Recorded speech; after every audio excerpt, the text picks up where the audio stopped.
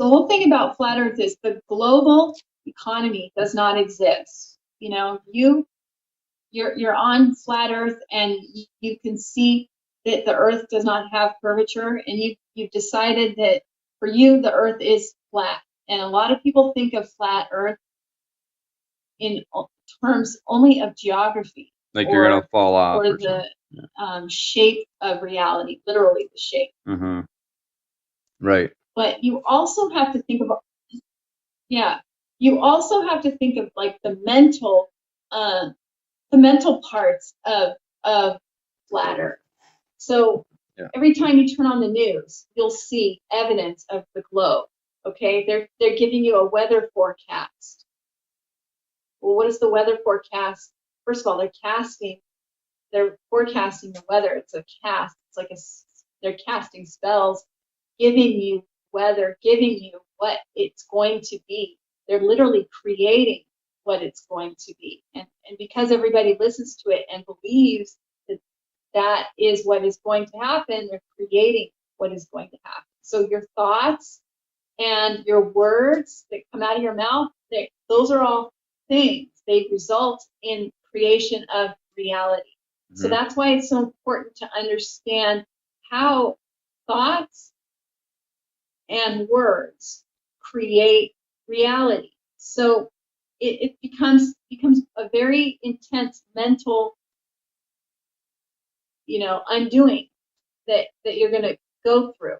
Your money, the money that you have access to should be your own economy. Should be what's in your possession, what you have access to, what you do, how you get it. You shouldn't necessarily, it doesn't matter what someone is saying on the news with regard to this so-called economy, this so-called stock market. It's a con. They're conning you. If it's not something you're dealing with directly, does it even apply to you? Well, the answer should be no, right? So our silence has been consent, and because we haven't said anything about money or time, a lot of us have just been going along with it. And I was looking for a way to literally stop the cycle. I was on a cycle. You can think of the cycle as like a hamster running around a hamster wheel. It's literally spinning out of control, going nowhere. Going nowhere fast. Nowhere. Yeah. Okay? That's what we're doing when we're in the time and money trap. We are spinning our wheels, going crazy, and getting literally nowhere. There might be some points along the way that feel really good, but then when you get that, there's always the exact opposite, which is the low part. Okay, we got to find the center. Yeah. And realize that we are not in control. We are not in control of our own time and our own money when we accept the global economy. So I did accept it for value, and I want to go into what that is and what it looks like, and kind of show you what it's done for me. So, like I said, accepted for value is a lawful remedy, and everyone should research this. I don't recommend doing anything, that someone tells you to do. Go ahead and research it yourself and find out if this is something that you're interested in pursuing. But it is a lawful remedy, and it is discharging debt, okay? Because money is backed by your own stupidity. Really, what that means is there isn't anything there's no essential value attached to those dollar bills that you put in your pocket, right? It's backed literally by your own stupidity. Now, why is it backed by your own stupidity? This comes from Satan himself. That's because you're not in control of it. Someone has to issue it to you, and then you're constantly returning it back. you really don't have any control over your own state and your own source of access to resources, which is what money gets you, access to resources. Okay, we're not talking about becoming rich and wealthy. It's more about having what you need and never feeling fear or anxiety. Because what comes with money and time is always fear and anxiety. Because if you run out of it or you don't have enough, you're essentially feeling a lot of anxiety. And potentially that leads to fear. And when whatever is you're feeling on the inside in your heart, that is what you create externally. As within, so without. Okay? If there's fear and anxiety about something, then it's going to manifest outside. You walk outside your house, you're literally going to run into something that turns in that created, right? Maybe it's someone of authority that you give. If you allow authoritative figures to make decisions for you, you might run into someone like that, right? Right. So any kind of a fear that we have or any anxious feeling is really more of a nudge and, a push for you to kind of get rid of that, because, those things don't exist in heaven, right? No. So money does that. Money puts us in fear and gives us a lot of anxiety, because we feel like our reality and our life is dependent on it. We have kids, or we are taking care of elders, or whatever. Just yourself. You're constantly wondering how am I going to pay for this? Yeah, it's kind of funny you say that, Lindsay. I experienced that when I quit my job. Yeah, literally, like there were times when I didn't know when I could go to the store and buy food. Right. That's a real experience. It is. And I can just bring up something too. Like I could bring up an example that just happened to my cousin. He just posted something about him when he was looking for a place to go stay at or rent. That in the application process, they wanted to know what kind of vehicle you drove, because they didn't want any kind of beat up vehicles wherever they were renting out. And that's just ridiculous, that was part of the application process. They wanted to know what year, what kind of vehicle you were driving. You got to be able to keep up with the Joneses, or they ain't going to rent to you. Good luck. Exactly. Right.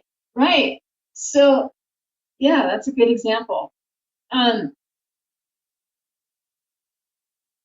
What we have to do is getting rid of time and money is really more of a mental exercise to get rid of the fear and the anxiety that it causes when you feel like you don't have enough, or you're losing it, or time is just spiraling out of your control.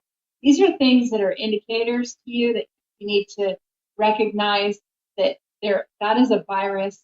Time and money are both playing off of each other, and both are illusions that appear very real. They appear to be real to you because they're being reinforced by essentially a lot of different aspects of our reality.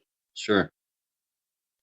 So accepted for value is a lawful remedy. Again, it's a way to discharge the debt. And what I did was, whenever I got well, let me back up. Let me first start out by saying, basically, I was coming from a position of working and having a bank account and having access to credit cards and a constant stream of money flowing through. But of course, I had to work very hard to get all that money, right? When I stopped working, I also disconnected myself from all of the bank accounts and credit cards that I had accumulated over all these years, right? Okay. I basically, it's like starting over. Mm-hmm. And that was just the way I did it, to just essentially wipe the board clean and to just kind of like, okay, here we go. And I had access to about $1,000 of cash in my hand. That's all I had. Right. And Which I used really that isn't much. Huh? to pay for food. Okay? Yeah, right. And every other bill that was coming into my house, I was accepting for value. The electricity bill, the gas bill, things like that. Wow. Now, at some point, I recognized that I needed to really understand accepted for value. So, and this seemed like the best way to tap into all the resources that are associated to you based on your birth certificate, which was, there was a bond set up under your name at birth. And that's, essentially infinite, right? Yes. So that's when I created this stamp. I've showed this to you before. Yeah. Accepted for value. Yeah. And I took all the bills that were coming into my house, and let me show you what it looks like. Basically, I'm gonna show. Okay, so can you see this? Yeah. Okay, can you see that, Dan? Yes, I can. Yeah, I can see that. Okay, so I would stamp accepted for value right on the payment coupon. Okay. And then I would write some words after it. And I'm going to go forward and explain this. Yeah. And then just ask me any questions, Dan. Yeah. It says, so the stamp says accepted for value. You could write that, but I wanted it to be legit, pretty loud and clear. And right. I wanted it to be in red, capital letters. Yeah, that's cool. You write exempt from levy. Okay. What is levy? Levy is a tax or a fine. Okay. Okay. So you're exempt from any form of tax or fine simply because you're doing this. Then you put your signature. Then you have your signature and your date and the date that you do that. You're basically endorsing it. This is becoming the instrument itself. Okay. They're giving you a bill, and you're taking that bill and you're accepting it for value. Okay. You're exempt from a fine or a tax, and you're signing it with your signature and your date and the date. That is endorsing it just like you would endorse a check. Okay. Because this itself, let's pretend this is a payment coupon from the credit card company or any corporation that's sending you a bill. Basically, you're turning this itself into the instrument, okay? Sure. And then you also write under it, pay to the order of, and then your name in all capital letters, okay? Why is it your name in all capital letters? Okay, is that your full name? Like, is that your full? All capital letters is the corporation. Okay, and that would be like your full name, like your first, middle. That was established. First, middle, and last, right? At birth. Yeah. Is that your full name? They're asking like your full, like first, middle, and last. Yeah. Whatever you right. use to. Oh, I see. Whatever the bill is being probably named for, like they're probably going to send that bill in your name. I would probably just use that name the bill was sent to, right?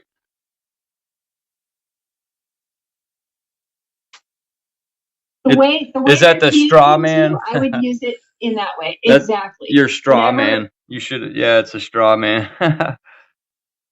Exactly.